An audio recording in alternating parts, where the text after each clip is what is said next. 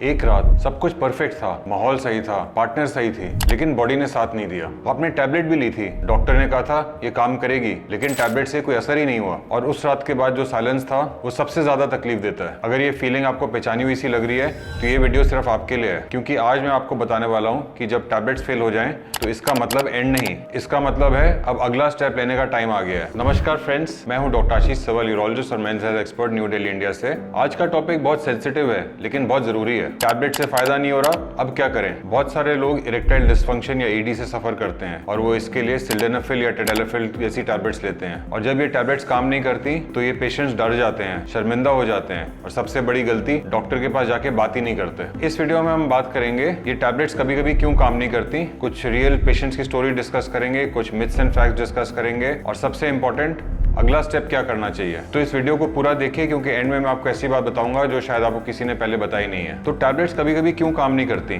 सबसे पहले आपको समझना चाहिए कि ये जो टैबलेट्स हैं सिल्डेनाफिल या टेडेलाफिल, ये कोई मैजिक पिल्स नहीं है। ये टैबलेट्स तभी काम करती हैं अगर ब्लड फ्लो ठीक होए, कोई नर्व डैमेज ना होए और सेक्सुअल अराउजल या मानसिक उत्तेजना सही होए। अगर इन तीनों में से कुछ भी चीज कम होगी तो हो सकता है इन टैबलेट्स का असर पूरा ना होए या ये बिल्कुल भी काम ना करें। और एक बड़ी वजह जो काफी लोग इग्नोर करते हैं, अंडरलाइंग हेल्थ कंडीशंस जैसे diabetes, heart disease, high blood pressure, low testosterone, stress या अल्कोहल या स्मोकिंग। अगर इनमें से कोई भी चीज कंट्रोल में नहीं होगी तो सिर्फ टैबलेट लेने से रिजल्ट नहीं मिलेगा। ये मेडिसिन सिर्फ सिम्टम का टेम्पररी फिक्स है, रूट कॉज का ट्रीटमेंट नहीं। अब मैं एक रियल पेशेंट की स्टोरी बता रहा हूँ जिनको 8 साल से प्रॉब्लम थी। उन्होंने अपनी कंडीशन को इग्नोर किया क्योंकि वो टैबलेट्स पे डिपेंड हो गए थे। मिलते हैं कमलेश जी से। नाम बदल दिया है प्रिवेसी के लिए, लेकिन स्टोरी बिल्कुल सच्ची है। Kamlesh ji 42 years, IT company में मैनेजर। इनकी शादी को 15 साल हो गए थे और 2 साल से इरेक्शन की प्रॉब्लम शुरू हो गई थी। वो खुद ही मेडिकल स्टोर पे गए और उन्होंने इरेक्शन के लिए टैबलेट्स खरीद ली और वो स्टार्ट कर ली बिना डॉक्टर को कंसल्ट करे। शुरू में टैबलेट्स ने काम करा,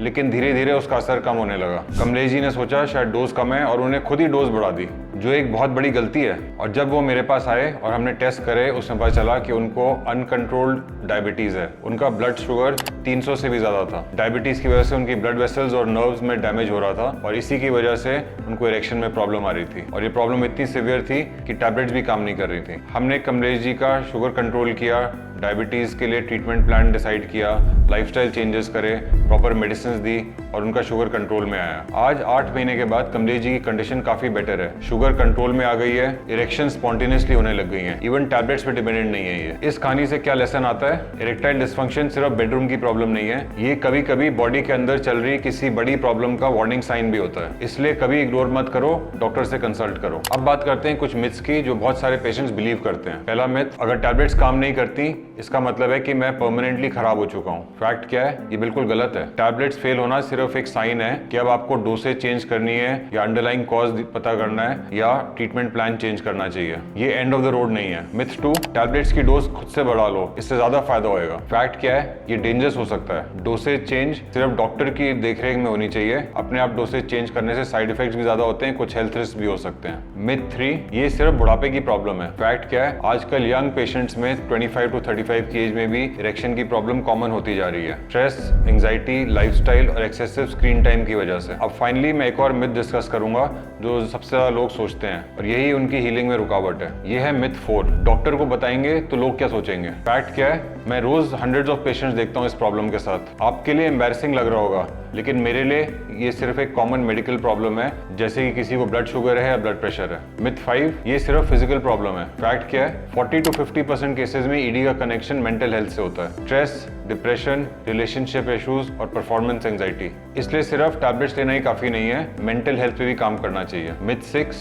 नेचुरल रेमेडीज और सप्लीमेंट से सब कुछ ठीक हो जाएगा। फैक्ट क्या है? बिना मेडिकल एडवाइस के सप्लीमेंट्स अपने आप लेना रिस्की हो सकता है। कई बार ये चीजें डॉक्टर प्रिस्क्राइब मेडिसिन के साथ इंटरेक्ट भी कर सकती हैं। अब एक और पेशेंट की स्टोरी सुनते हैं। विक्रम जी, उम्र 34 ईयर्स। विक्रम जी यंग थे, फिजिकली फिट दिखते थे, जिम जाते थे, लेकिन उन्हें ईडी की प्रॉब्लम थी जो टैबलेट्स लेने से भी सॉल्व नहीं हो रही थी। वो कंफ्यूज थे, मैं तो हेल्दी हूँ फिर भी मुझे ये प्रॉब्लम क्यों हो रही है। जब वो हमारे पास आए, हमने डिटेल डिस्कशन करी और एग्जैक्ट प्रॉब्लम पता चली। उनको सिवियर वर्क स्ट्रेस था और एंजाइटी से गुजर रहे थे। उनकी जॉब में लास्ट 6 महीने से बहुत प्रेशर था, उनकी नींद भी पूरी नहीं हो रही थी और ये सब उनके माइंड को बहुत असर कर रहा था। ये एक साइकोलॉजिकल ईडी का केस था, फिजिकल ईडी का नहीं। टैबलेट इस केस में सिर्फ टेम्परेरी सिम्टम को सॉल्व करती है, रूट कॉज को नहीं। हमने उन्हें काउंसलिंग रेकमेंड करी और साथ में lifestyle changes, sleep schedule fix किया, स्ट्रेस मैनेजमेंट टेक्निक्स बताई और साथ में पार्टनर के साथ ओपन कम्युनिकेशन। और 3 महीने बाद विक्रम जी की कंडीशन सिग्निफिकेंटली इंप्रूव हो गई और वो भी बिना टैबलेट्स के। ये स्टोरी एक इंपॉर्टेंट चीज समझाती है कि ईडी के अलग अलग कारण होते हैं और हर कारण का अलग अलग ट्रीटमेंट होता है। अब मैं आपको स्टेप बाय स्टेप बताऊंगा कि जब टैबलेट्स फेल हो जाएं तो नेक्स्ट स्टेप क्या करना चाहिए। यही सबसे इंपॉर्टेंट पार्ट है जिसके लिए पूरी वीडियो बनी है। चलिए सीधा पॉइंट पे चलते हैं। अगर टैबलेट्स ना काम करें तो अगला स्टेप क्या करना चाहिए। स्टेप 1, सेल्फ मेडिकेशन बंद करो।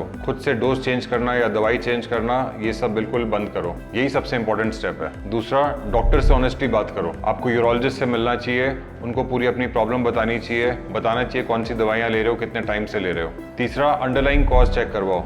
जब हमारे पास आओगे तो हम सारे टेस्ट करेंगे, blood sugar, diabetes check, high blood pressure check, testosterone check, cholesterol check और हार्ट हेल्थ चेक। क्योंकि जैसे हमने पहले पेशेंट कमलेश जी केस में देखा था, ईडी कभी कभी कोई बिगर हेल्थ इशू का सिम्टम हो सकता है। स्टेप 4, मेंटल हेल्थ को इग्नोर मत करो। अगर स्ट्रेस, एंजाइटी या रिलेशनशिप इश्यूज हैं तो कोई थेरेपिस्ट या काउंसलर से बात करो। ये भी एक ट्रीटमेंट का हिस्सा है, जैसे कि विक्रम जी के केस में हुआ था। और स्टेप 5 है, ऑल्टरनेटिव ट्रीटमेंट ऑप्शंस एक्सप्लोर करो।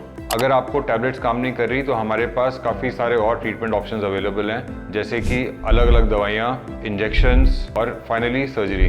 लेकिन ये सब सिर्फ क्वालिफाइड डॉक्टर की गाइडेंस में ही डिसाइड करना चाहिए। खुद से कोई ऑल्टरनेटिव ट्रीटमेंट ट्राई मत करो। Number 6, lifestyle changes. Smoking, alcohol कम करो, रेगुलर एक्सरसाइज करो, वेट मैनेजमेंट करो, नींद पूरी लो और स्ट्रेस मैनेज करो। ये सब चीजें टैबलेट्स के साथ मिलकर ट्रीटमेंट रिस्पॉन्स सिग्निफिकेंटली बेटर करती हैं। चलिए जल्दी से रिकैप करते हैं। मिथ, टैबलेट फेल होने का मतलब एंड है। फैक्ट, ये एक सिग्नल है अगला स्टेप लेने का। मिथ, खुद से डोज बढ़ा लो। फैक्ट, डॉक्टर की गाइडेंस में ही डोज चेंज करो। मिथ, ये सिर्फ फिजिकल प्रॉब्लम है। फैक्ट, मेंटल प्रॉब्लम भी हो सकती है। मिथ, डॉक्टर को बताना एम्बैरेसिंग है। फैक्ट, ये एक मेडिकल कंडीशन है और अपने डॉक्टर से गाइडेंस जरूर लीजिए। तो फ्रेंड्स, अगर आपको भी ईडी है और दवाइयाँ काम नहीं कर रही तो ये आपकी गलती नहीं है और ये कोई आपकी मर्दानगी के ऊपर भी प्रॉब्लम नहीं है। ये सिर्फ एक मेडिकल कंडीशन है जिसका सोल्यूशन अवेलेबल है, सिर्फ एक गाइडेंस की ज़रूरत है। तो फ्रेंड्स, अगर आपको ये वीडियो पसंद आया तो इसको लाइक करिए, अपने फ्रेंड्स के साथ शेयर करिए और इस चैनल को सब्सक्राइब करिए। अगर आप मेरे से कंसल्ट करना चाहते हैं तो कमेंट्स में लिखिए मेडिसिन फेल और मैं पर्सनली रिप्लाई करूँगा। Thank you.